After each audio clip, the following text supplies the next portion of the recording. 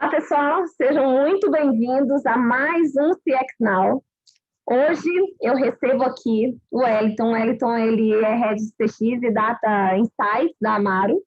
Então, seja muito bem-vindo, Wellington. Estou muito curiosa por esse nosso bate-papo, quero aprender muito com você, porque eu sei que você é fera nesse assunto que a gente vai falar aqui. E queria que você se apresentasse, contasse um pouco da sua trajetória profissional, um pouco da Amaro. Pô, legal. Cláudia, primeiro, obrigado pelo convite de estar aqui com você essa noite. Estou acompanhando aí essa agenda tão legal de lives que você está trazendo. Então, é um prazer mesmo. A gente está bem feliz de estar aqui. Eu sou o Wellington, eu vou começar um pouquinho falando de mim. Eu estou aí no mercado já há mais de 20 anos, Cláudia. Isso entrega bem a idade, né? A gente está bem pertinho. Não é? Exatamente. Eu comecei ali, Cláudia, dando aula de computação no final dos anos 90, sabe? Era aquela época que... FG, ASDFG, aquelas assim, tô brincando. Isso, verdade, tinha ali o dos dedinhos, meu Deus, hein? É isso aí. Boa. Isso aí. Era um tempo que você tinha que falar para as pessoas que o mouse você usava na mesa. Você não Exatamente. usava. Mal sabia a gente que depois ia ter tanta Kinect, tanta coisa. Na Exatamente. época, na época não Legal. tinha. Então foi muito legal, porque eu era super retraído ali, fechado, e dar aula, no fim das contas, te dá essa coisa de falar e de gente, né, e de empatia. Não acredito que você era tímido, assim, Nossa, muito. expansivo, Era bastante. Então, estava ali na escola, depois fiquei ali uma época e fui trabalhar num provedor de internet. Continuei trabalhando ali com tecnologia e afins, só que aí, Cláudia, começa essa parte de cliente. Eu fui trabalhar, sabe a pessoa da internet que vai nas nossas casas, que vem instalar e Que configurar ali uma... legal, aham. Eu era essa pessoa. Eu fiz 400 ativações de internet num provedor que eu trabalhei, sabe? Ali perto de 2000, ali mais ou menos. E foi uma experiência incrível de a gente, muita gente da nossa área vem da indústria de atendimento ao cliente telefônico, super normal isso, né? É muito comum, é muito natural, mas ter entrado em 400 casas, sabe? E levando plaquinha de rede ali Que na bolsa, legal. nesse tempo que a internet não era 1 mega. Então a gente vendia uma internet de 1 mega naquele provedor e as pessoas ficavam, ai meu Deus, é tão rápido, que legal. Então é você sentir aquele momento, né? Uau, que a pessoa vê tudo funcionando. E eu tinha muito para mim que eu não queria sair da casa das pessoas sem aquela internet estar funcionando. Então olha a dor de cabeça para a gente mesmo, né? Foi muito bom. Foi muito bom. Depois que eu saí de lá, aí sim eu entrei no call center. Atendia suporte técnico do UOL. Era UOL, Wellington José, boa noite. Qual e-mail, por favor? Tinha um script ali de abertura.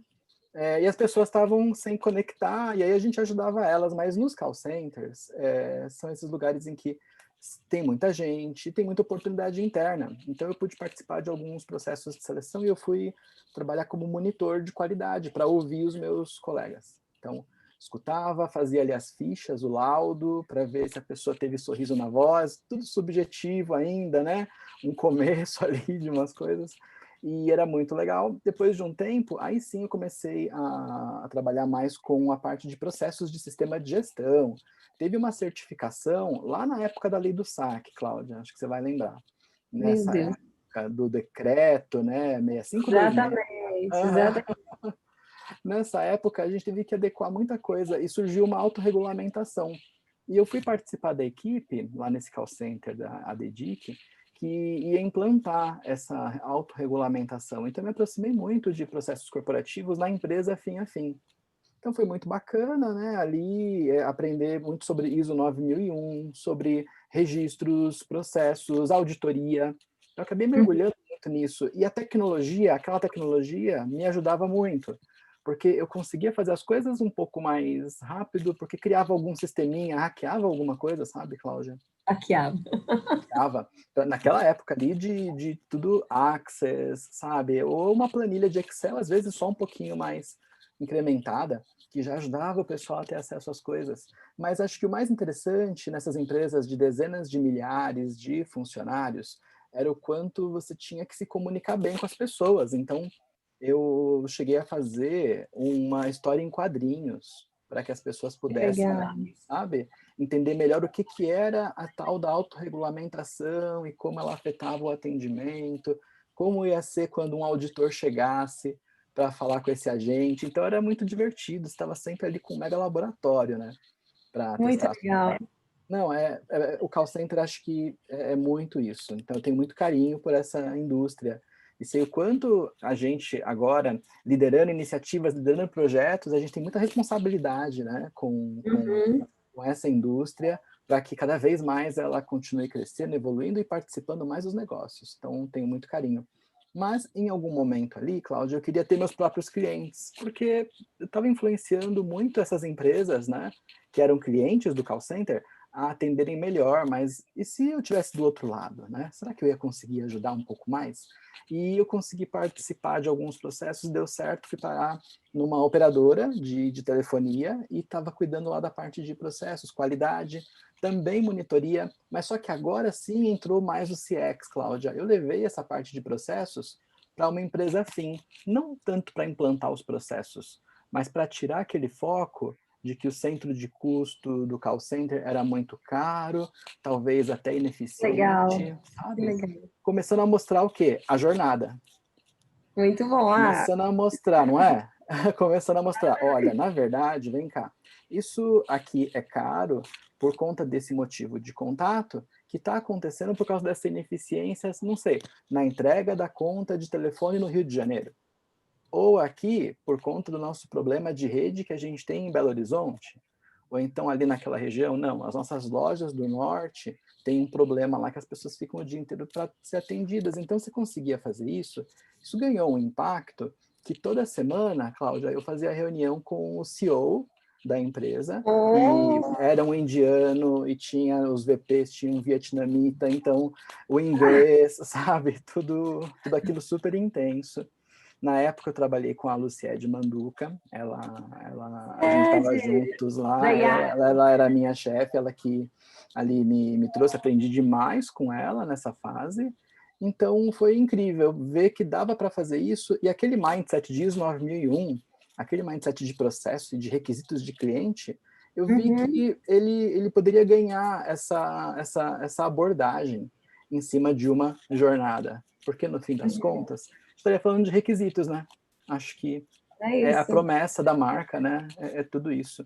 Então foi legal, fiquei um tempo, fui depois para uma agência de CX, a Mutante, fiquei lá 3 anos fazendo projetos de consultoria para Uhum. grandes marcas, tinha banco, tinha companhia aérea, tinha operadora de telefonia, claro, porque telefonia a gente costuma com telecom é demais, é apaixonante mesmo. Imagina, são às vezes uma operadora tem 50 milhões de clientes. E aí, né? Imagina. Eu acho Imagina. uma loucura.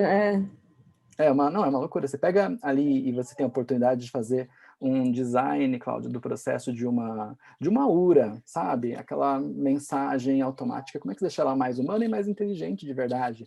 Com base em contexto, com base em evento, de API, toda aquela coisa, né? Essa bagagem, de novo, de tecnologia acabou ajudando muito a minha Legal. carreira, mais esse pedacinho. Mas, de Uhum. novo, Cláudia, veio esse desejo de ter meus próprios clientes. Então, comecei de novo, poxa, eu queria ter meus próprios clientes. E aí, muito engraçada a história da Amaro, porque eu já lia, às vezes, sobre a Amaro, nessas publicações específicas sobre inovação, né, sobre Mas era na empreendedorismo. época que ela era só online. Quando você Na lia, época, ela era só online nessa ela época. era. Ela até tinha já, sabe, os guide shops, né? Essas lojas, não nessa quantidade que tem hoje, mas já tinha alguns. Mas o que eu achava interessante não era nem ainda a parte tanto do omnichannel, era a velocidade de pôr produto de moda para vender no site, sabe? Assim, a Uhum. Amaro, em 10 semanas, idealiza um produto de moda e coloca no cabide, sabe? E começa a despachar 10 semanas. E eu estava nessa indústria, né, vendo tanta coisa nas áreas de tecnologia, dessas grandes empresas, e às vezes, poxa, quando você é muito grande, não é tão rápido quanto poderia ser. inovar, né? Tem uma hora ali que a inovação não é tão simples. Então, a gente ia com muita ideia nos clientes e a gente via que, às vezes, um cliente tinha 2, 3 áreas de projetos diferentes para tentar administrar aquela ideia, tinha que bater com o backlog de alguém. Às vezes, essas áreas de projetos nem se gostavam tanto uma da outra, então você ficava, meu Deus, onde a gente vai parar?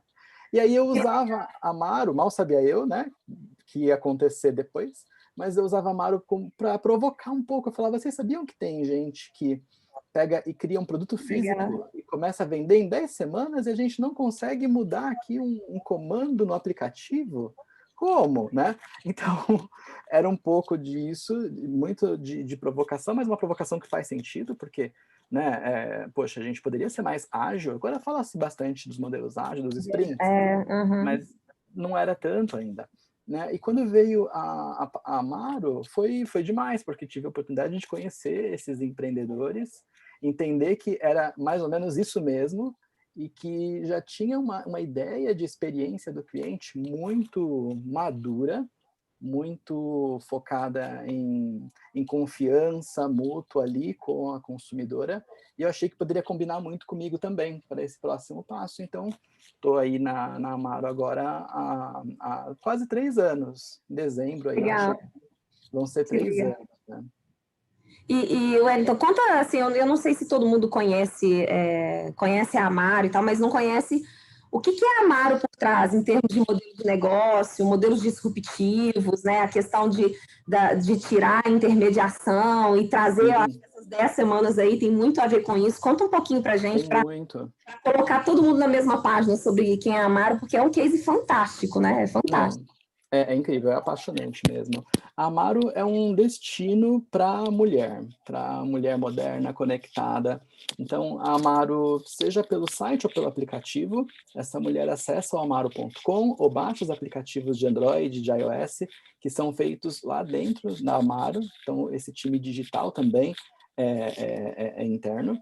E quando ela chega lá, ela tem uma experiência muito simples para escolher produtos, entender o tamanho certo, ver opiniões de outras pessoas que compraram, receber muito rápido no Brasil todo.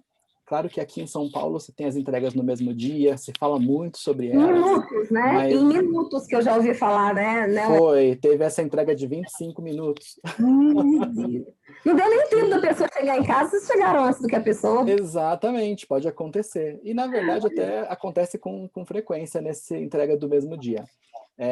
Então, tinha já, né, toda essa parte de muita excelência já construída.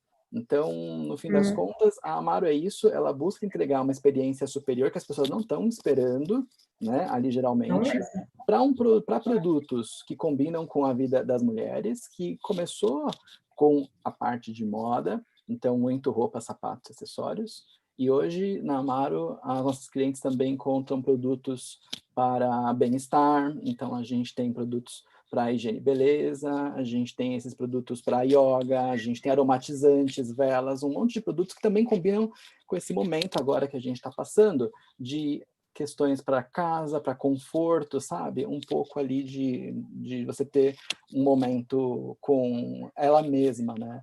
Então, a gente está fazendo isso com marcas parceiras que estão trazendo produtos dentro do amaro.com, mas o legal, Cláudia, é que a relação ela é direta com a Amaro. Então, a compra é direta com a Amaro. Se você colocar na sua sacola da Amaro 2 produtos Amaro e 3 produtos cada um de uma marca diferente, todos vão sair do nosso centro de distribuição. Então, eles são vendidos e entregues pela Amaro. O pós-venda é com o nosso Customer Happiness. Se você tiver algum problema, precisar fazer uma devolução, todos vão estar disponíveis no nosso aplicativo. Então, é uma gestão de jornada e uma gestão de experiência e de pontos de contato muito cuidadosa que a gente procura fazer, sabe? E como eu disse, né, claro que a empresa já tinha isso no seu DNA. Então, você poder embarcar com ela para construir tudo isso acabou sendo muito bacana. Mas a Amaro, eu convido as pessoas para acessarem o amaro.com, conhecerem um pouco. Vale muito a pena. Vale muito a pena, é bem legal. E que eu achei interessante é que são produtos muito bons, num preço muito acessível, E uma variedade muito grande, é bem legal, gente, vale muito a pena acessar com bom gosto. E entra aí, Cláudia, essa questão do modelo de negócio, né? A Amaro, ela usa esse modelo de negócio que é o das DNVBs. São, vem do inglês, né? São as Digitally Native Vertical Brands, que a gente pode traduzir nessas empresas que são verticalizadas e que nasceram já no digital. Por já nascerem no digital, ela tem capacidade de ter essa simplicidade na jornada, ter menos atrito, ter uma capacidade de inovação muito maior. E pelo fato dessa cadeia integrada, é possível ter, por exemplo, esses prazos de 10 semanas para desenvolver os produtos próprios e não ter intermediários na cadeia, um varejista, os produtos realmente, quem está dando o suporte para esses produtos e quem concebeu eles e cuida da cadeia de produção, seja feita dentro de casa ou com parceiros, é a própria Amaro. Então, a ideia é levar isso para o preço no final dos produtos. Então, uma das coisas que os clientes gostam também é essa abordagem, que o preço costuma ter muito retorno. Custo-benefício é um dos pontos que elas admiram. E Wellington, me parece, eu ouvi dizer que vocês têm uma empresa de logística própria, né? Acho que é uma das poucas empresas, é isso mesmo? Ou eu ouvi errado? Não, a gente realmente tem parceiros de entrega. Temos parceiros. Sim, a gente tem um centro de distribuição próprio aqui em São Paulo, né? E ele é conectado a todos esses parceiros. Então, quando a cliente coloca ali o CEP na sacola, o nosso sistema já identifica para aquela rota qual que é o melhor parceiro que vai fazer a entrega. Esses parceiros estão lá o dia todo com a gente, levando os pedidos para poderem embarcar eles e mandar ir para o Brasil todo. Legal. Agora, Wellington, você tem muito conhecimento dessa parte de dados atrelado ao varejo, à experiência do cliente, e eu acho que esse é um universo que vem crescendo a cada dia, mas eu não tenho certeza se todo mundo entende toda essa dimensão, né? Eu queria que você falasse de uma maneira geral no que os dados hoje têm ajudado o varejo a avançar em várias frentes, várias iniciativas que antes era muito mais complicado e tal, e agora a gente vê um benefício tanto para o cliente quanto para a empresa, justamente por causa dessa orientação por dados.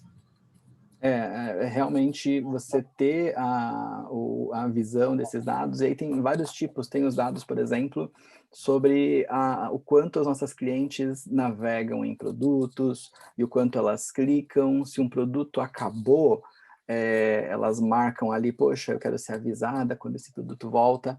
Então tem alguns dados que as clientes deixam para a gente, e a gente pode usar para iniciativas como planejar uma segunda produção de um produto que esgotou ou que a grade quebrou. E tudo isso, Cláudia, muito rápido, sabe? Às vezes até quase sob demanda. Então, ter isso numa indústria como essa de bens de consumo é bem interessante. Por outro lado, as pessoas têm cadastro junto com a gente. Por meio desses cadastros, a gente consegue perceber, por exemplo, quais são as regiões em que abrir um futuro guide shop da Amaro poderia fazer mais sentido. Então, aí também é outra questão que os dados ajudam a gente a tomar decisão e entram muito no nosso planejamento. E aí vocês fazem uma análise, poxa, nessa região aqui a gente não tem uma guide shop ainda, mas a gente começou a ter um número de cadastro das nossas clientes que aumentou muito, uma procura muito, e aí vocês tomam a decisão de poder abrir uma guide shop lá, porque tem uma de clientes naquela região. É mais ou menos isso? Também é isso. Olha só, o dado pode permitir isso, você entender, poxa, aqui tem um público que ele combina muito com os nossos produtos, com o que a gente acredita, a gente precisa ir para essa região. Então, a gente está chegando, por exemplo, em Campinas, né? E a gente está chegando também em Ribeirão. Está chegando, assim, já muito em breve para essas inaugurações. Então, isso é bem legal. A gente está em Belo Horizonte, Porto Alegre. Então, isso ajuda. Por outro lado, você também pode começar a observar o quanto essas suas consumidoras, a partir do momento que elas têm uma primeira visita em um guide shop, qual o percentual delas que vão entender que essa jornada é simples, deixam de ter um pouco de medo da barreira de comprar esses produtos online e passam a comprar online. E aí você começa a ver o contrário, Cláudio. Você fala, poxa, que legal. Nesta vizinhança, principalmente às vezes em São Paulo, que você pode ter uma sobreposição de vizinhanças, você fala, poxa, que legal. Nessa vizinhança, muita gente agora está comprando online. Eu já consegui mostrar, talvez aqui para esse shopping, eu possa ter um guide shop diferente, ele possa ter um formato mais de pop-up, ou ele não, aqui realmente ele tem que ser um guide shop maior. Então, o varejo físico está envolvido em tudo isso, é um dos lugares que a gente usa muito, a parte de dados. Mas não é só ele, né? Porque todos esses dados de reputação de produto, eles geram muitos insights para o time de estilo, Cláudia. Explica um pouquinho mais para mim, por favor, porque essa parte eu não conheço muito, eu queria aprender com você. Não, e é muito legal, porque para mim também, quando eu chego lá na Amaro, tem toda essa descoberta, né, da moda e do caimento, modelagem. Então, você imagina, né, um dos futuros desafios, né, para uma imersão ainda maior das pessoas para comprar produtos de moda online é a parte, poxa, será que vai servir em mim, né? Será que o tamanho é o tamanho certo? Então, tem uma série de tecnologias baseadas em dados que tornam essa experiência mais simples. A primeira delas, que está aberta assim, para as pessoas entrarem agora na Amaro.com e testarem, é o nosso assistente de tamanhos. Então, com base na sua altura, no seu peso e na sua preferência de caimento, a gente entende o quanto o produto no tamanho PMG, ou quando a grade é numérica, tudo bem, para qualquer tipo de grade, qual que é a grade ideal para o seu corpo que você configurou ali. Só que isso é com base em quê? É com base na tabela de medidas apenas? Não.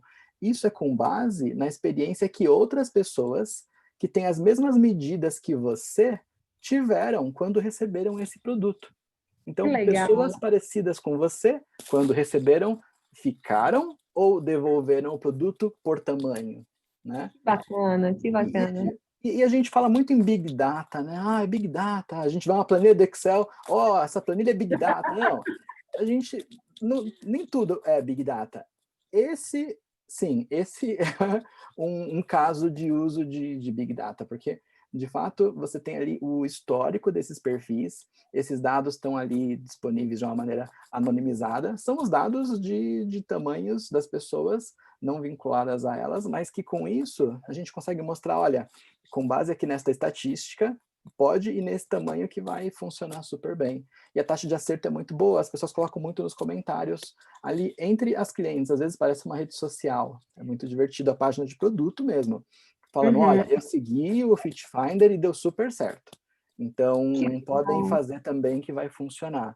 Mas esse, assim, Cláudia, o caso do assistente de tamanhos, ele tem isso de que ele ajuda uma cliente a encontrar o produto certo para ela. Mas lá dentro de casa, é também por esse assistente de tamanhos que a gente começou a ver a nossa distribuição de tamanhos das visitantes do site versus a distribuição de tamanho das compradoras do site. E aí a gente começou a perceber, opa, talvez aqui eu tenho alguns tamanhos, tanto para os menores quanto para os maiores, que a gente não está cobrindo agora. Então, a gente pôde fazer um projeto bem legal de expandir a nossa grade de tamanhos com base nos dados que essa ferramenta deixou. Então, assim, a gente pode falar muito sobre dados, mas esse sobre tamanhos é algo que eu sou super apaixonado por isso, por ter conseguido contribuir na cadeira de Customer Experience, isso que é também interessante. Nessa cadeira de Customer Experience, poder ajudar um time de estilo, sabe? A entender, não, a Amaro vai investir agora em mais tamanhos. Então, é muito gratificante, né? Está gerando sucesso para mais gente. Com certeza. Agora, Wellington, você está falando, eu estou conectando algumas coisas aqui, né? Quando a gente pensa em dados, e aí eu estou juntando com a jornada dessa cliente. Sim. Eu fico imaginando, a Cláudia vai numa guide shop, eu estou lá dentro, eu já entrei no site, no e-commerce da Amaro, já me cadastrei e tal.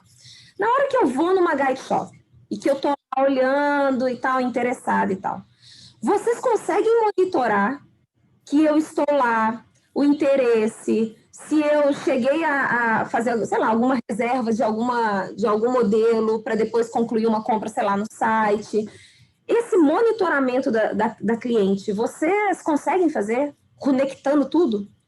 Eu não chamaria de um monitoramento, mas sim de uma conexão. Uma conexão, sim. Legal. Porque você tem a sua conta, Amaro.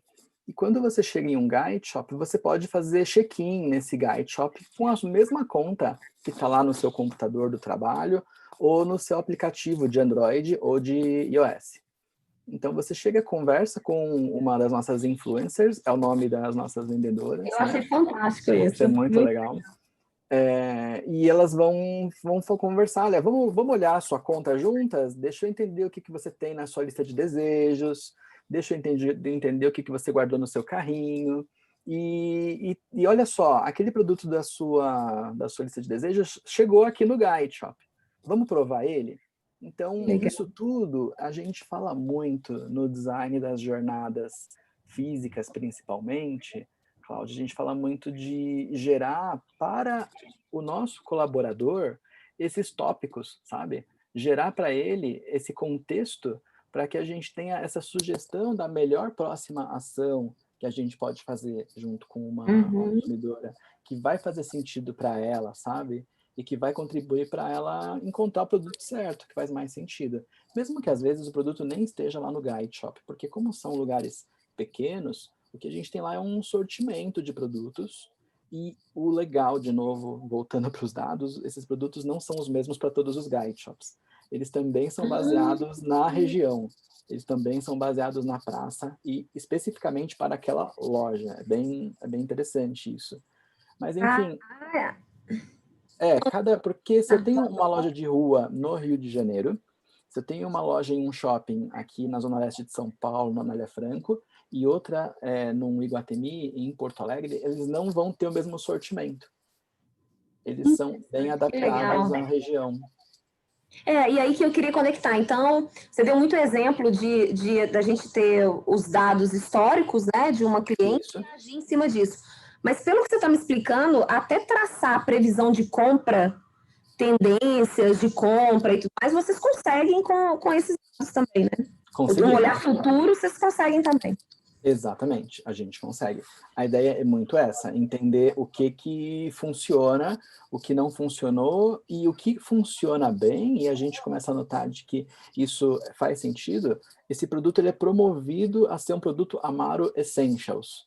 Então, esses produtos que são os produtos essenciais, eles são aqueles produtos em que eles são de reposição frequente, você sempre vai ter aquele produto. O nosso trench coat, a jaqueta de couro, a gente tem saias mid-statement, tem uma série de produtos que você sempre vai encontrar eles na Amaro.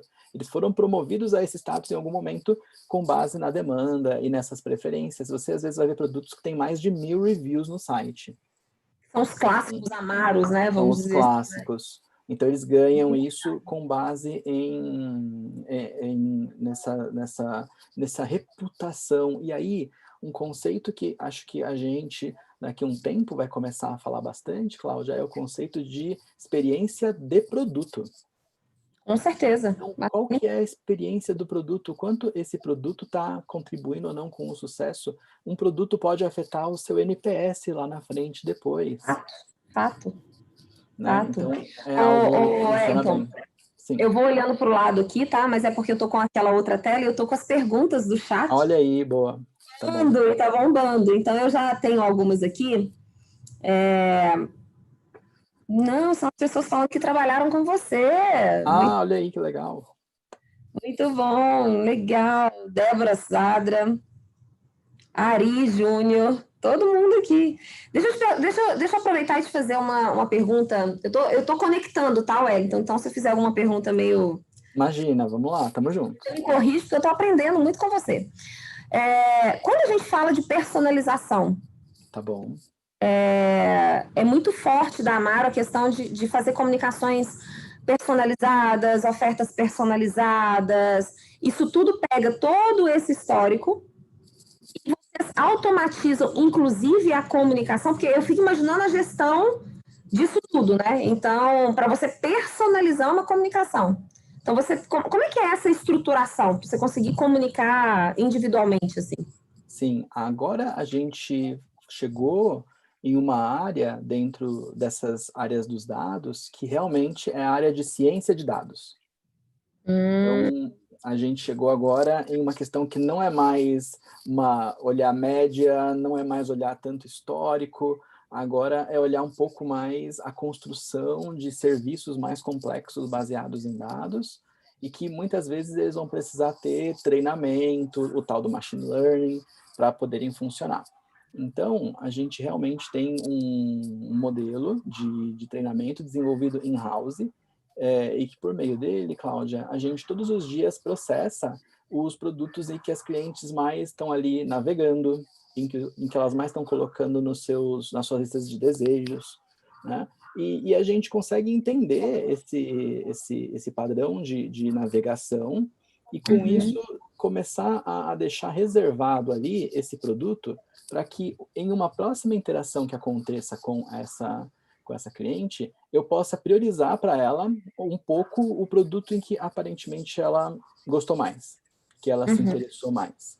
Então, a gente consegue fazer isso, a gente tem aproveitado muito nas mensagens e a gente tem tido retorno positivo, inclusive das clientes, porque isso ajuda elas a, quando elas estão no site e de repente estão procurando produtos, a gente consegue mostrar produtos que fazem mais sentido. Isso reduz o seu tempo de encontrar o seu produto perfeito, sabe? Que legal. Então, mas não é algo tão antigo. A gente, esse ano, agora de 2020, a gente tem investido mais na personalização e a gente, inclusive, tem escrito bastante sobre isso no nosso blog de tecnologia. A gente tem um blog que é o Amarotech.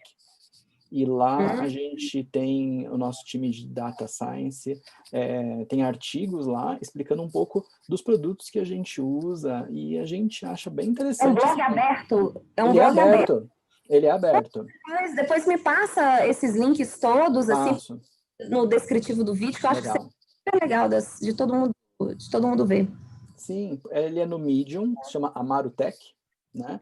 E toda semana ali, alguém do time Amaro deixa um artigo e assim, é interessante porque nessa cultura maker, nessa cultura inovadora, faz muito sentido a gente contar um pouco sobre o que a gente está usando, porque isso ajuda a gente até a atrair pessoas que gostam dessas ferramentas novas, querem criar coisas legais também e podem começar a olhar ali as nossas vagas com um olhar um pouco diferente. Pensar, poxa, mas eu não sou estilista, eu vou trabalhar na Amaro? Claro que vai, a gente vai fazer machine learning, vamos fazer big data, vai ser mó legal, sabe? Então, isso é algo que a gente tem trabalhado muito. Então, a gente usa um serviço mesmo de nuvem, tá? Ele é a base do nosso sistema de recomendação. A gente conta mais lá no Tech Blog direitinho qual que é o serviço e como a gente fez a implementação. Com ele, a gente fez o design dessas APIs, que são por onde o site, os aplicativos e o sistema de mensagens vão se conectar. Então, a gente criou toda a documentação. Tudo in-house, tudo criado in-house. Usando tecnologias inovadoras que estão disponíveis nas nuvens, né, públicas, mas tudo muito customizado in-house. Porque a gente hoje tem essa sorte, Cláudia, de ter essas tecnologias muito mais acessíveis do que era há 15, 20 anos atrás, sabe? Há muito tempo atrás era algo realmente muito mais complexo, que podia demandar muito mais poder de processamento, uma parte estatística muito mais pesada, em que realmente você ia precisar, não, putz, eu vou precisar aqui de um número muito maior de pessoas para a gente poder construir isso in-house. Hoje, já são serviços que estão disponíveis em nuvem. Dependendo dos serviços, eles têm até aquela abordagem no-code, low-code. Então, não é o caso, claro, de um ecossistema de personalização, mas dentro de um ecossistema em que você quer inovar bastante dentro da sua empresa, você pode contar hoje já com muita coisa acessível, você pode experimentar, ver se faz sentido. Se não faz, você não tem aquele, sabe, aquele ônus de, ai meu Deus, mas eu fiz um contrato de 3 anos. Não, isso não, parece que não está fazendo mais sentido aqui de 2000 e alguma coisa para frente, e agora então, nesse nosso momento, né, acho que a gente tem que ser ainda mais criativo, inovador, Então, é para onde a gente tem ido. Agora, Wellington, eu quero explorar um pouquinho a sua percepção em cima da sua experiência. Eu fico imaginando assim, a Amaro, ela nasceu uma empresa já digital, com essa mentalidade de base digital em todo o seu modelo de negócio, né? Mas a gente tem várias empresas, né, milhares de empresas que não nasceram digital e que elas estão nesse processo de transformação digital, que elas ainda estão discutindo a transformação digital, quem dirá a ciência de dados, toda essa inteligência por dados aí. Exato. O que você acha que é mais difícil para essas empresas? Você que conhece essa questão dessa mentalidade toda voltada para o digital, utilização de dados, uma empresa que não é, onde que ela vai ter mais dificuldade nessa transformação? Eu acho que muitas coisas, elas vão ter que ser, Cláudia, desburocratizadas, elas vão ter que ser, às vezes, refeitas em algum momento. Então, eu acho que, às vezes, o mais difícil é um pouco desse restart para algumas coisas, daquele que, poxa, mas eu vinha fazendo tanto desse jeito até aqui e já tenho tanto histórico usando exatamente esse tipo de solução, eu vou ter que mudar, né?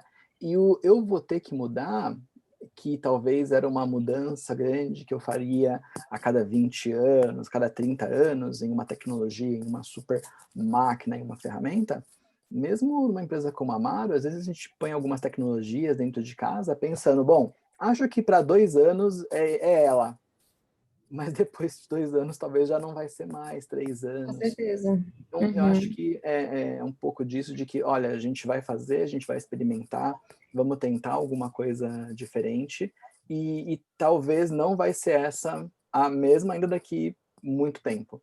E é um pouco dessa nova realidade, sabe?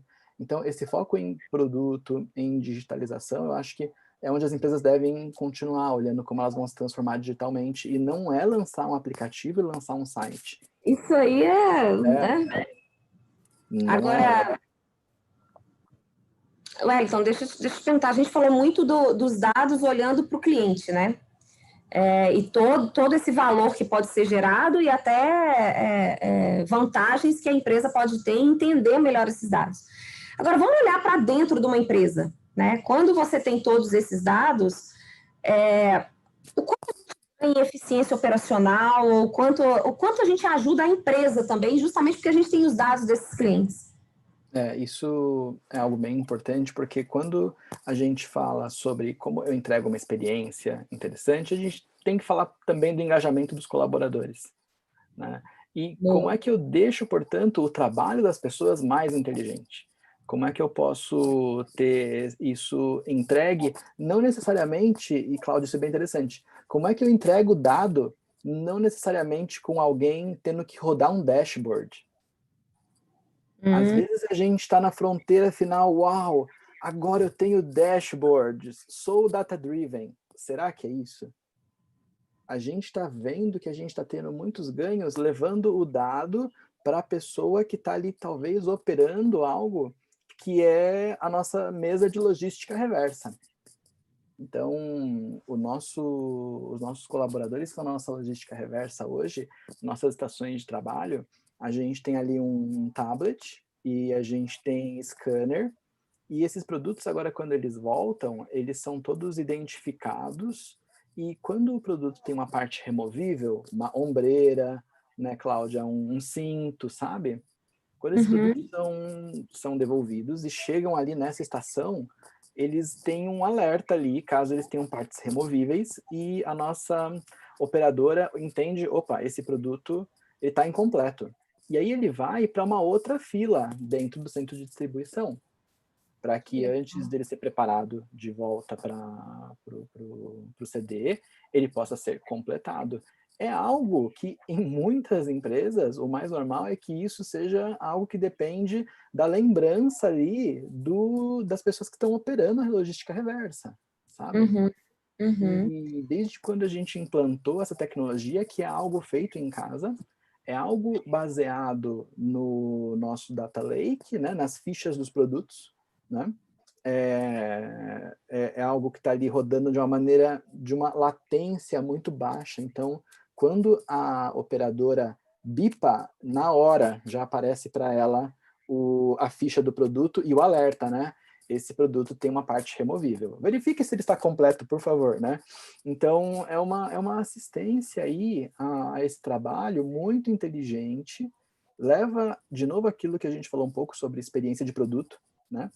Mas que mostra que, além de eu ter o dashboard para que as pessoas ali no escritório tomem decisão, que legal, vamos abrir um guide shop ali, mas eu consegui entregar também uma maneira de alguém que está lá nessa estação saber um dado que originalmente estaria só no Data Lake, estaria só numa plataforma de produto, não sei, né?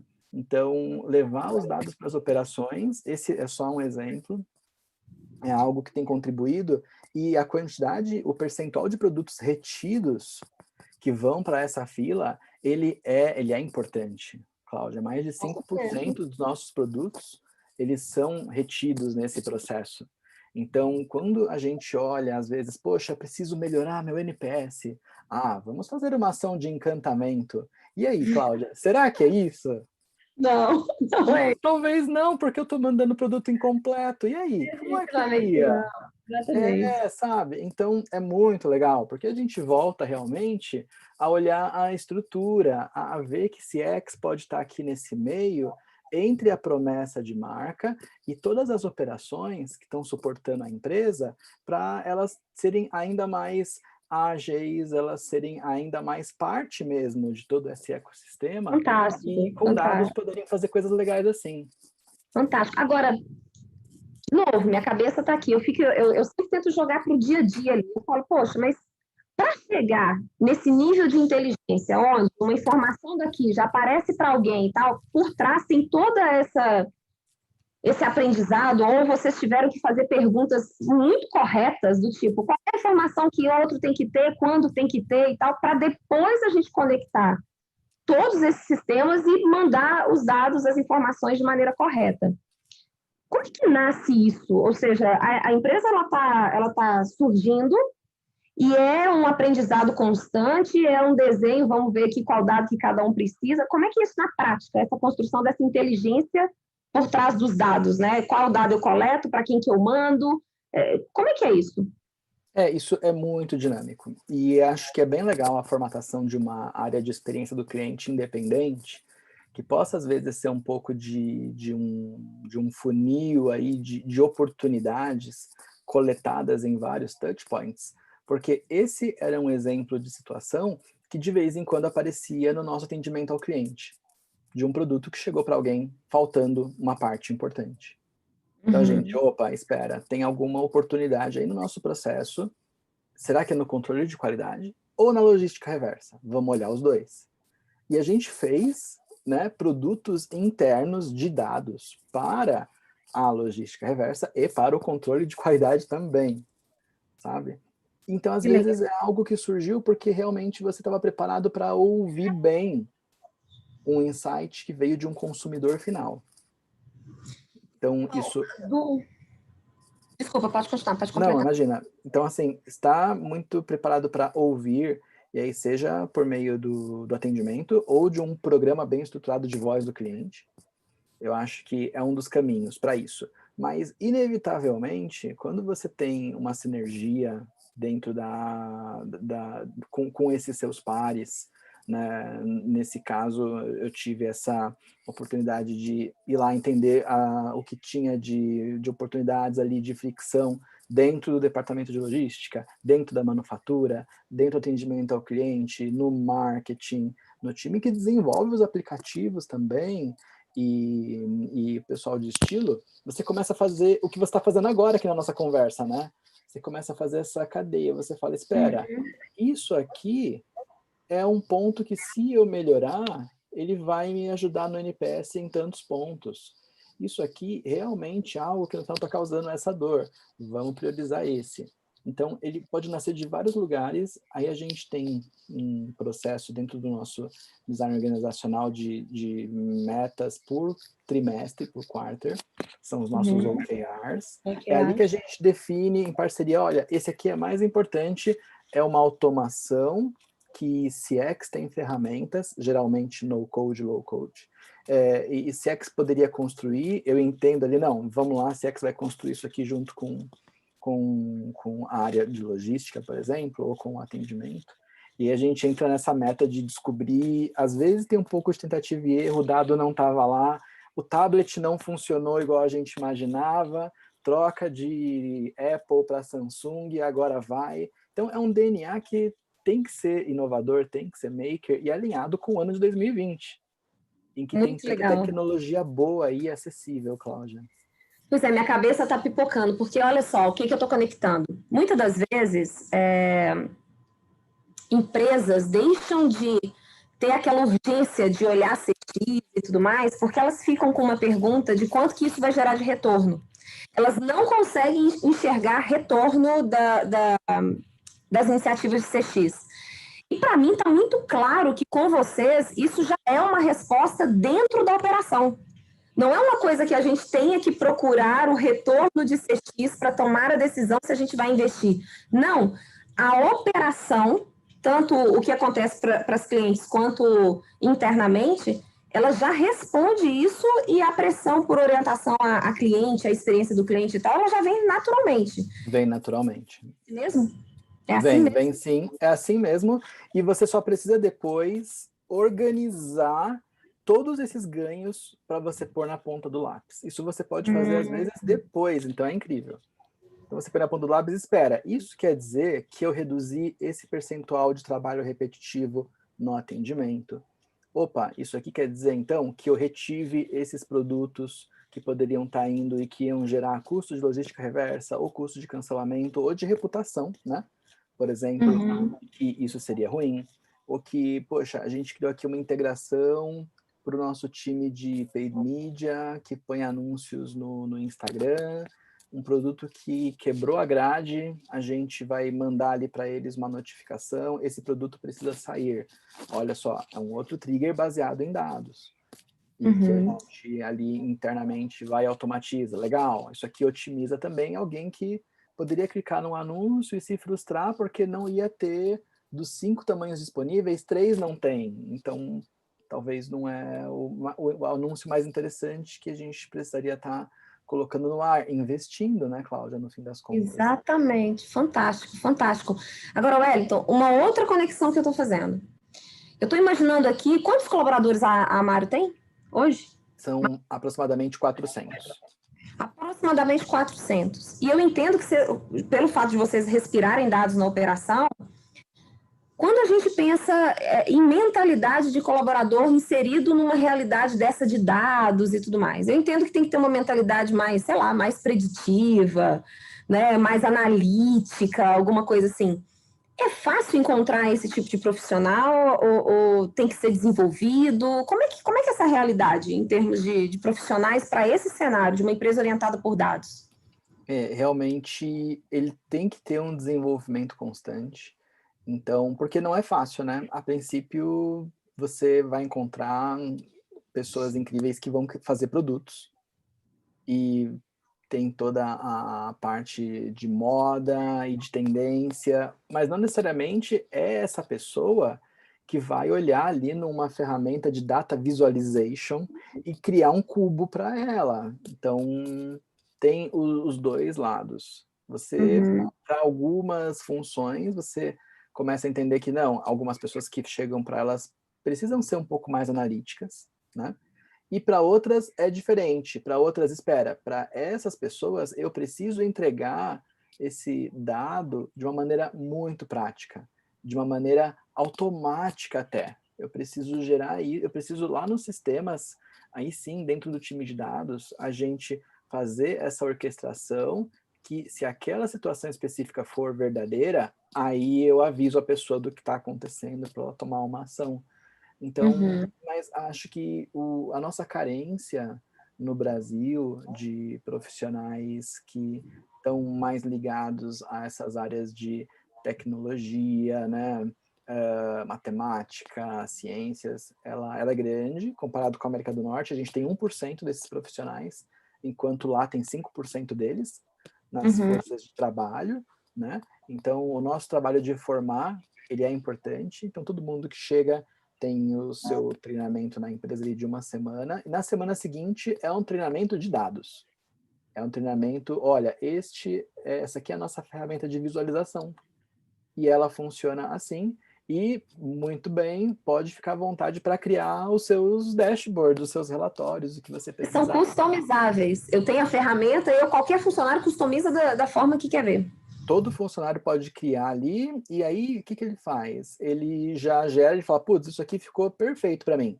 Ele já agenda, decide se ele quer gerar em forma de planilha ou um PDF com os gráficos, e isso pode ser, ele pode receber isso via Slack ou via e-mail no agendamento que ele fez. Aquele passado de alguém ali de manhã fazendo uma planilha, anexando um PDF, mandando por e-mail, esqueci o anexo, volta.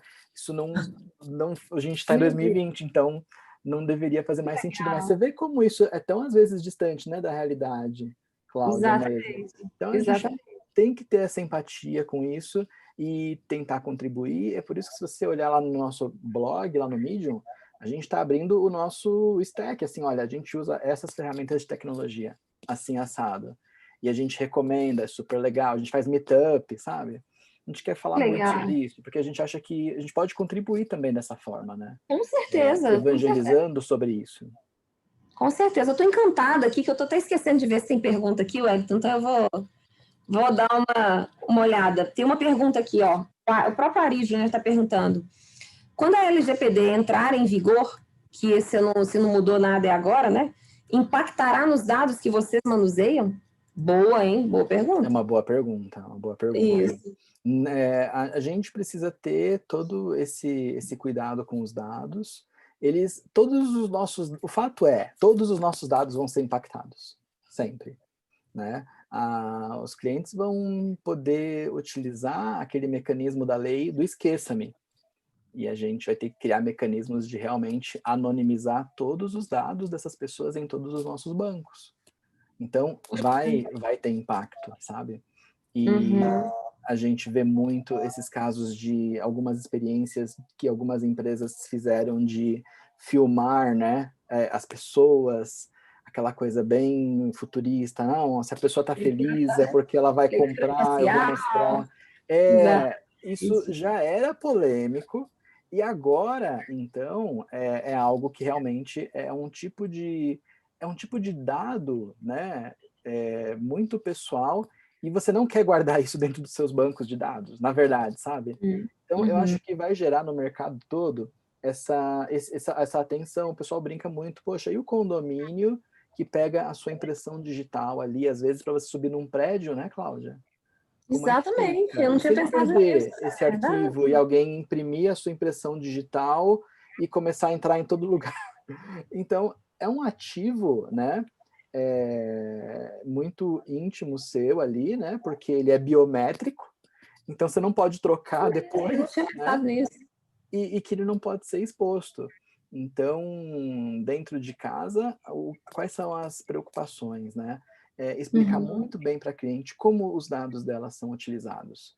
Então, dentro da política de privacidade, agora com a LGPD, fica muito mais claro para a cliente que a gente, por exemplo, usa dados de navegação do site quando ela clica nas páginas, para que a gente possa depois direcionar para ela produtos mais ligados a essa navegação. Imagina, Cláudia, que todo mundo vai entender também melhor por que esses dados são usados, por que eu tenho ali um site que eu naveguei, e depois, quando eu entro no site de um jornal, aparece um anúncio naquele site, o retargeting, né? Então, como é que ele funciona? Isso tudo fica muito mais claro nessas políticas de privacidade, e os clientes vão começar a ter mais esse controle. Olha, eu acho que para isso eu topo, para isso eu não topo. E começarem a fazer essa seleção. A tendência é esse amadurecimento, que a gente acha que é bem importante mesmo para o ecossistema. A gente fica muito tranquilo, porque a nossa infraestrutura e o nosso controle dos dados, ele é muito in-house. Então, essa é uma vantagem, né? Num cenário desse, é uma vantagem enorme. Sim, é uma vantagem.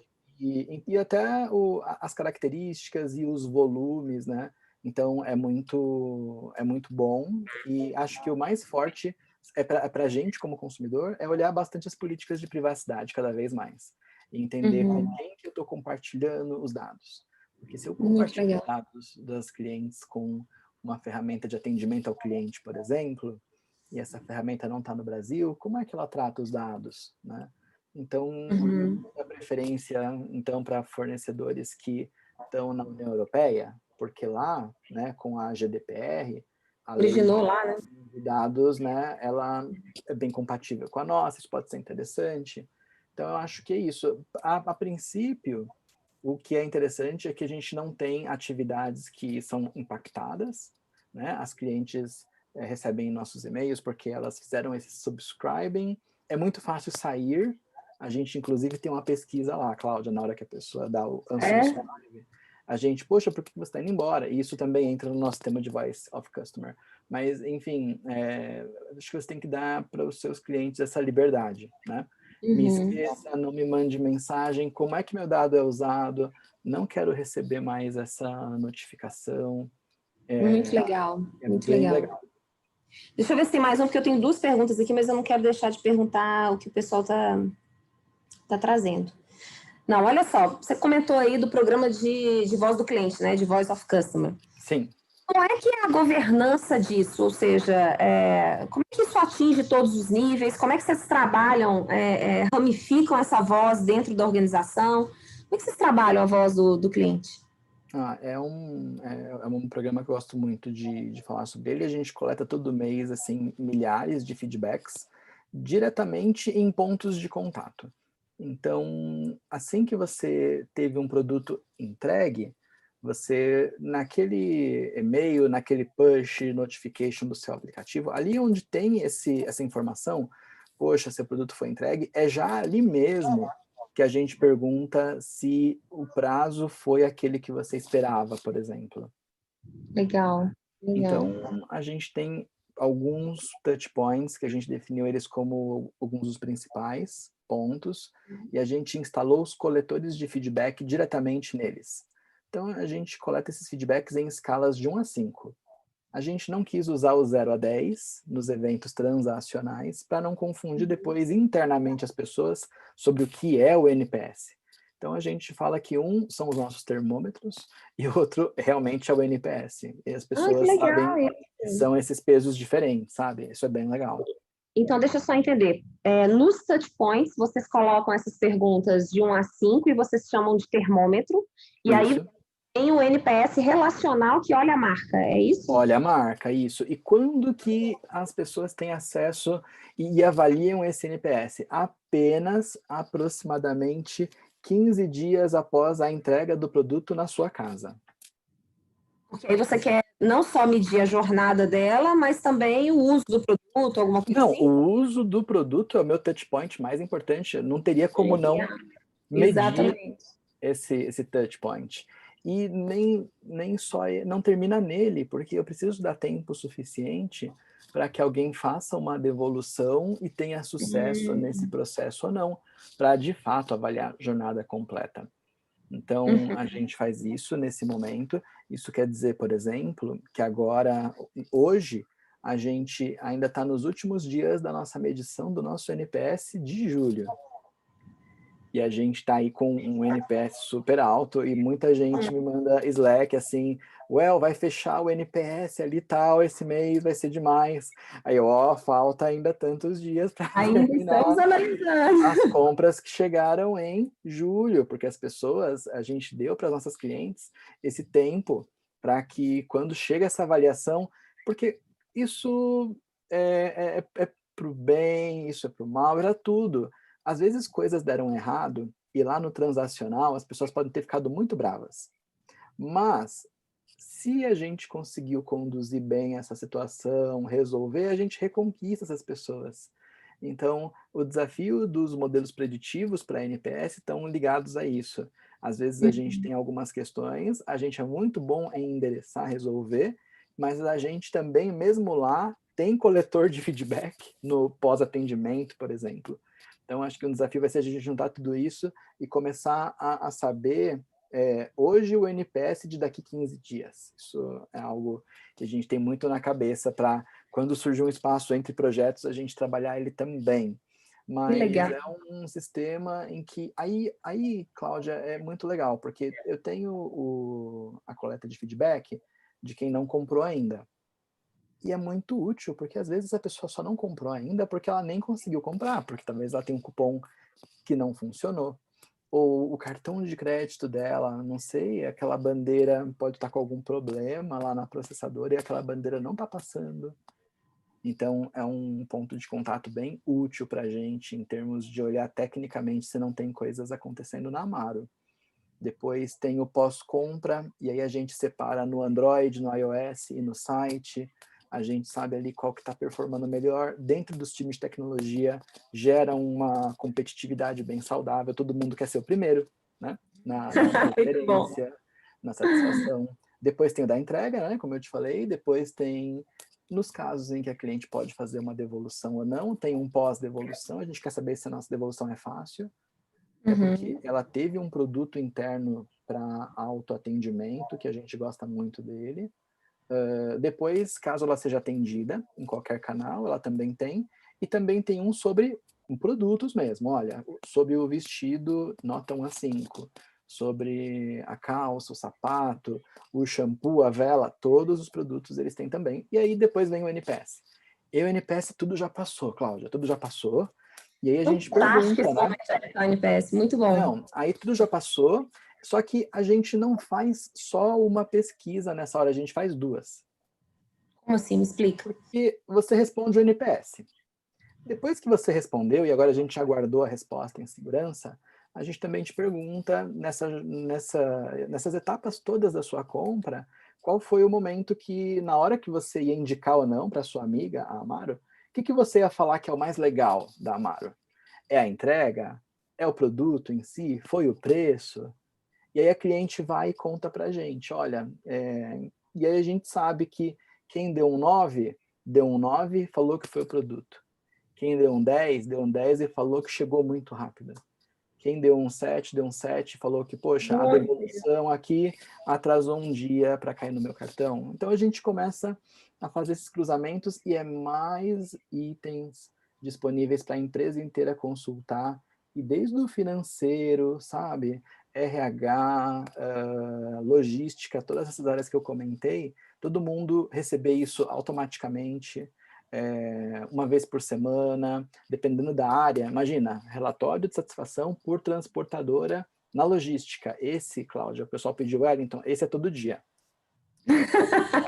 Todo dia a gente quer ver, e de fato eles compartilham com as transportadoras esses resultados. As transportadoras, a transportadora gosta de receber isso da Amaro do jeito que a gente manda, é muito legal, né? Que legal.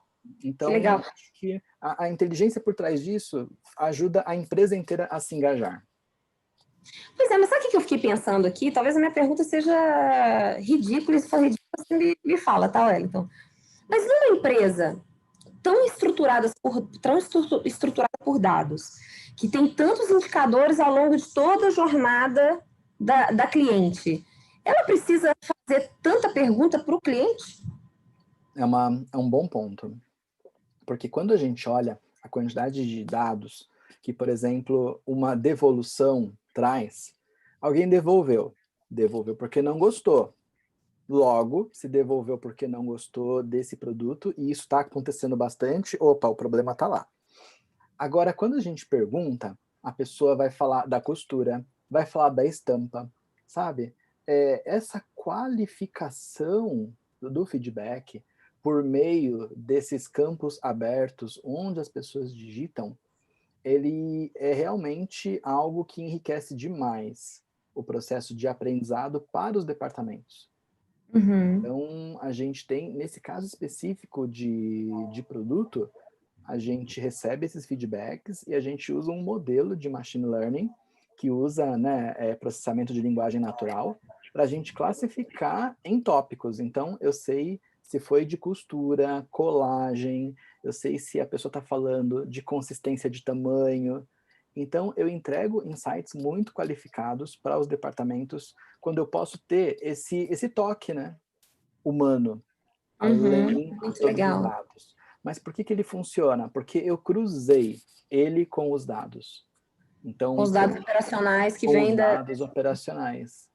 Então, a gente cruza, olha, aqui está a nossa satisfação com o pós-compra. No Android, veja, eu não perguntei para a pessoa se ela está usando Android ou iOS, porque isso eu já sei. Então, a ideia é perguntar o mínimo possível, usar todo o contexto para entregar isso para os departamentos e aí, com base nessa riqueza, destrinchar cada palavra ali e levar ela para um nível diferente. Então, eu vejo que tem muita coisa que a gente sim, é bastante já inteligente de descobrir apenas com os dados. Por exemplo, poxa, eu não estou aprovando cartão agora. Isso parou, eu poderia ter um indicador que a partir do número de erros eu já soubesse, eu não precisaria esperar alguém digitar isso. Mas Exatamente. quando eu tenho as duas coisas, a empatia de todo mundo com o endereçamento daquilo, ela ganha contornos mais interessantes, sabe? E aí, de Muito novo, a legal. gente traz as pessoas para participarem disso com a gente. Mas Muito os legal. KPIs têm que continuar existindo, sim, está certíssima. Agora, só me lembrou da live com o Rafa da Ambev, que lá eles são muito fortes nesses KPIs operacionais e KPIs de vivência, né, de percepção que eles têm, né? Então, e eles trabalham tudo em conjunto. E a cada dia que passa, eu chego mais à conclusão que a força está aí. Não é no NPS isolado ou no Isso. que eu nem gosto muito transacional, mas é na combinação com a operação. Isso aí é muito... Super. A cada dia fica mais claro para mim. Agora, Wellington, a gente falou muito de dados, a gente falou muito de tecnologia, do digital e tudo mais. Como é que fica a conexão emocional da Amaro com as suas clientes? Se eu só uso o e-commerce da Amaro, como é que fica a questão de conexão emocional? O que vocês fazem nesse sentido? A cliente precisa sentir que a gente está disponível sempre que ela precisar. E aí entra muito todos esses ativos que o nosso time de criação, né, ali personifica por meio, seja da caixa, do cartão de boas-vindas, sabe? Das mensagens automáticas que chegam para a pessoa sentir que ela está no meio de uma conversa com a gente. Então, a taxa de contato da Amaro, a quantidade de pessoas que talvez vão precisar falar com atendimento ao cliente, ela é baixa. Então, mas isso não faz com que a gente não tenha esse diálogo acontecendo nas redes sociais, na descrição dos produtos, nas mensagens por e-mail. As pessoas podem dar um reply, elas sabem que a Amaro está ali também disponível das 8 às 10 da noite, de segunda a sexta, de sábado, para falar, conversar, se for preciso. Mas quando você tem esse nível de confiança e de excelência operacional que você entrega, né? Isso gera uma percepção bem positiva, né? E a gente sente que isso cria esse vínculo forte, da gente assistir Legal. focus groups ali atrás do vídeo e falar, não, Amaro é o meu aplicativo. E a gente, uau, que legal, né? A gente, para essas pessoas, é o aplicativo de moda, é o aplicativo, é querido, né? Então, é Exatamente. bem interessante esse ponto do quanto essa relação a gente vê em alguns perfis dessas empresas super digitais, né? Você vê ali sabe, um Netflix, né? E o quanto as pessoas gostam dessa marca e qual que é a personalidade dela, né? Às vezes é o Dudum e mais nada, mas é uma promessa de valor tão legal, né? E que você vê o custo-benefício, aquilo funciona, está disponível, então você abre, vai funcionar. Que no fim das contas não é por conta de outros momentos, uau, que você criou essa empatia. É Exatamente. porque simplesmente funciona. A operação já é o próprio UOL. A operação precisa ser. Exatamente. É o Eu que eu acho acredito. que Que eu eu acredito. também. Pode ter umas cerejinhas ali, mas Vai ter, tem e que é ser legal ter. o... Não, é legal e é bacana ter, mas olhando muito o quanto a operação precisa brilhar para de verdade isso escalar, é por esse motivo que fico bem feliz de ter essa oportunidade de pôr tanta energia, dados e coisas legais para as operações. De ir nos Muito legal. guide shops e as pessoas, Well, que legal, aquilo que vocês lançaram simplificou para a gente e a cliente gostou. Então, a cliente gostou e também ajudou a influencer, sabe? No saque, a cliente gostou e ajudou o guru a entender melhor o que estava rolando com o produto. Então, quando vem assim, você sabe que vai escalar. E aí é bom. Que vantagem para você que está na área de CX e tem CX e dados juntos, né? Juntos, sim. Isso é uma vantagem absurda. Não, muito. Até porque só deu para ter sucesso no programa de voz do cliente, queira ou não, lá atrás, porque ele foi pensado ali para a gente juntar com dados, né? Eu estou com dados agora desde esse ano, né? Eu estou na Mar desde 2017. Essa parte de dados veio depois, mas eu já era um desses fãs da área de dados que teve um treinamento em algum momento, é assim que vocês criam seus dashboards, boa sorte. Aí eu, putz, que beleza, eu vou criar. E aí foi saindo. Então, é bem legal. É desafiador, né? As pessoas, você precisa ensinar bastante, ouvir todo mundo, ter empatia. Mas essas micro coisas que você pega, né, Cláudia? Elas são muito gratificantes. Muito legal. Vale muito a pena. Eu tenho mais uma pergunta, mas deixa eu ver aqui, porque a gente já vê. Tem Fernanda Ribeiro, tem uma pergunta aqui para você. Tem como compartilhar de forma geral de qual maneira a Amaro age quanto a neutros e detratores? Tem sim.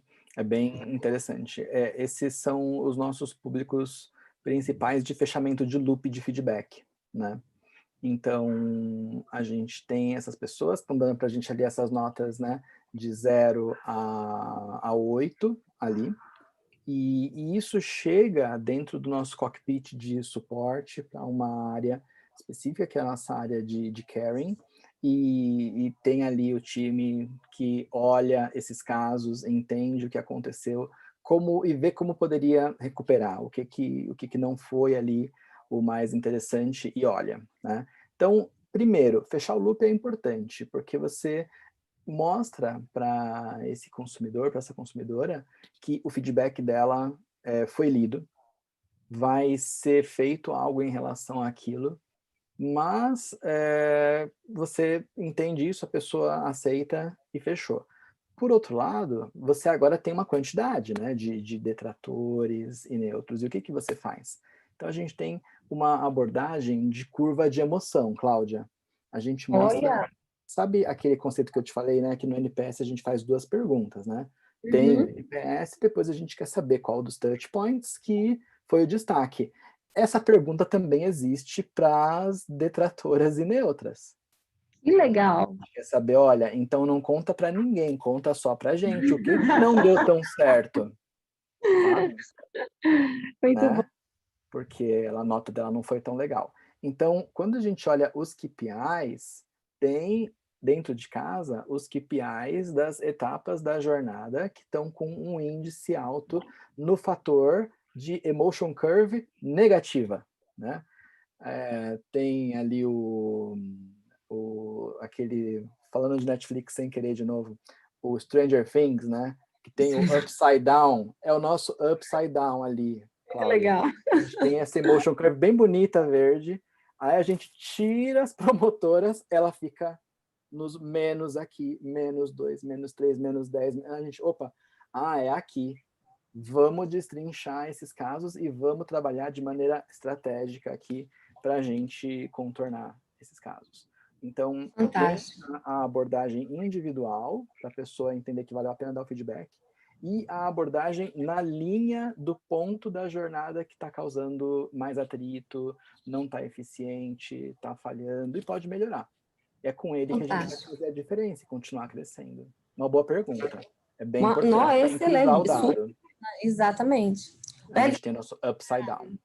A gente já está avançando muito. Eu ficaria aqui batendo papo gigante. Mas me conta, nesse momento que a gente está agora, vocês já estão com 100% das lojas reabertas no todos os locais? Quase 100%. Cada estado, né, tem ali a sua política.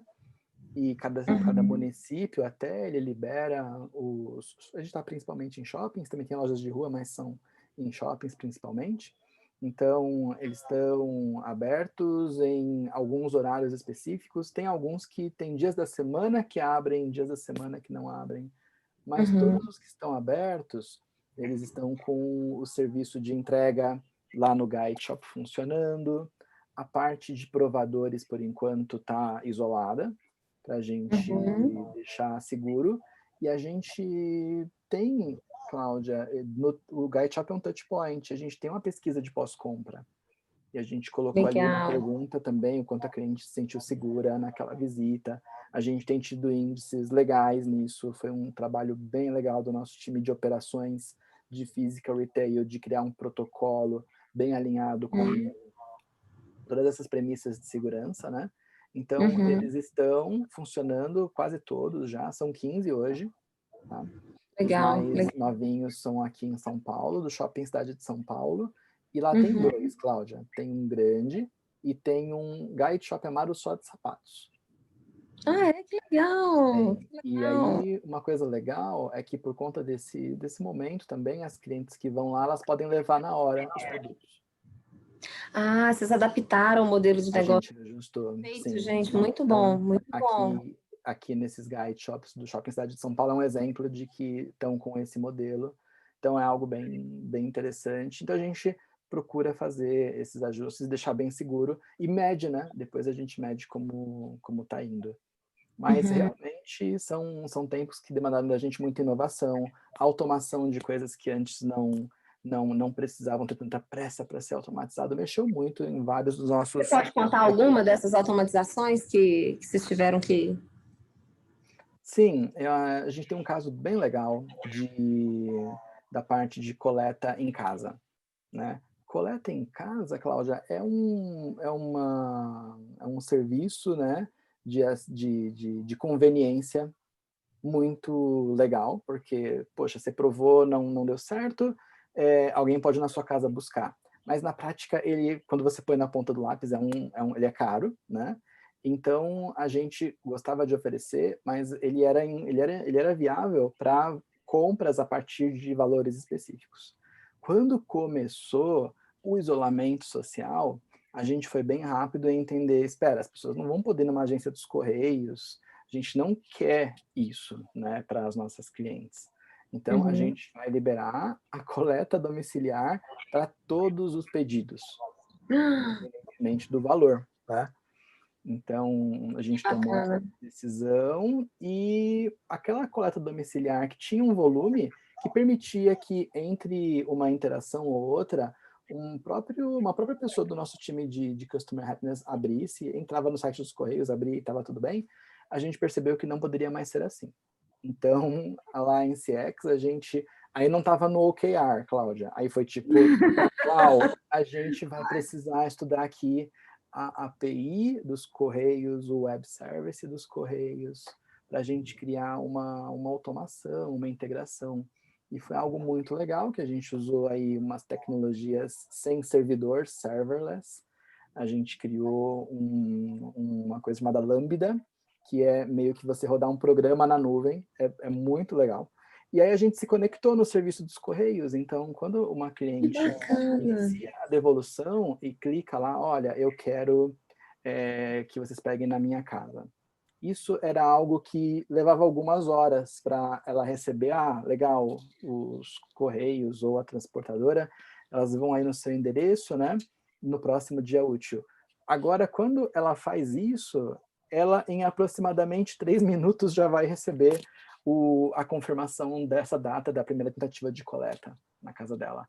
Que bacana. É um sistema que agora a gente já rodou na casa de milhares de vezes, está super maduro, e é algo que, independentemente dessa política, em algum momento talvez, legal, agora está tudo mais seguro, é um serviço que a gente criou por conta disso e ele vai continuar ativo, porque ele ficou muito legal. Então, eu acho que é muito legal. Veio muita gente comprar pela primeira vez também, Cláudia, nessa época. É mesmo. Muitas compradoras, né? A cada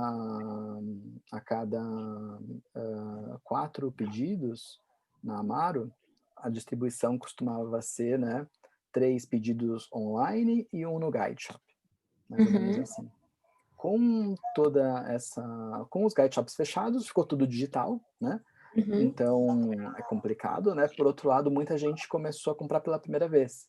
E são pessoas que a gente precisa ser muito didático e oferecer essas conveniências, porque se as pessoas tiverem boas impressões com o e-commerce, não é só a Amaro que se beneficia disso, né? São todas essas empresas que estão aí nesse varejo digital. Com esse movimento. Então a gente preza muito para ter isso e também trocar bastante, acho que é importante. Porque no fim, se a pessoa tem uma experiência ruim, ela vai entender que todo e-commerce é assim. E as pessoas que estão comprando pela primeira vez, Cláudia, elas têm muito, às vezes, o medo de cair em um golpe. Verdade. Tipo, ai, não entregou, tá vendo só? Será que não era falso? E agora? Então, aí que é ainda mais importante, o telefone está funcionando, o chat está disponível, o WhatsApp ser respondido rápido. Então, a gente teve que correr bastante para otimizar tudo isso e a gente conseguiu, dentro desse período, a gente via nos transacionados às vezes que, aqui a gente está tendo mais dor, vamos otimizar esse mais rápido. E legal de ver, nesses 15 dias depois, no NPS em geral, que a gente conseguiu respirar, a gente conseguiu manter índices onde a gente esperava manter, nos patamares que a gente queria, mesmo com tudo isso acontecendo, sabe? Foi épico, mas foi muito bom. Eu tô encantada. Deixa eu ver aqui. Wellington, eu tô encantada. A gente já passou muito tempo, mas por mim eu ficaria aqui. Obrigada pela aula. Eu tive uma aula, eu acho que todo mundo aqui tem de dados. E o que eu mais espero dessa live é que outras empresas se inspirem na Amaro em toda essa orientação por dados e juntar dados com CX e tirar todas as vantagens que você apresentou aqui para a gente. Então, muito obrigada. Você enriqueceu muito o CX Now com uma perspectiva de dados que a gente não tinha tido até agora e que é fantástico, fantástico mesmo. Muito obrigada. Obrigada mesmo. Cláudia. Obrigado. Queria agradecer pelo convite e falar essa parte de dados, né? Hoje todo mundo trabalha com uma planilha do lado ali, né? Mas banco de dados vai ser esse futuro. A gente vai perceber que daqui mais uns 2, 3 anos, todos nós vamos trabalhar com um banco de dados do nosso lado aberto, que eles cruzam as informações melhores e coisa e tal. Então, é uma evolução que a gente vai passar e combina muito com o CX, porque no fim das contas a gente quer entregar uma experiência legal para as pessoas de maneiras inteligentes e ágeis. Então, obrigado pelo convite. Fiquei feliz de poder falar sobre essas questões, tem um pouco até de parece futuro, parece tendência, mas está acontecendo hoje. Fantástico. Então, prazer falar de tudo isso com você, Cláudia. Obrigado, de novo. Muito obrigada. Demais. Obrigada mesmo. Pessoal, muito obrigada por vocês estarem aqui com a gente. Amanhã a gente tem mais um CX Now às 8h30. A gente vai receber aqui o Grupo CNH Industrial, a Maíla, e aí nós vamos falar dos desafios da gente desenvolver CX em 6 marcas de um grupo ao mesmo tempo e ainda com uma conexão com a estrutura global. O bate-papo também vai ser super riquíssimo. A gente se vê amanhã e obrigada, gente. Até mais. Obrigada, Wellington. Beijo. Valeu. Tchau.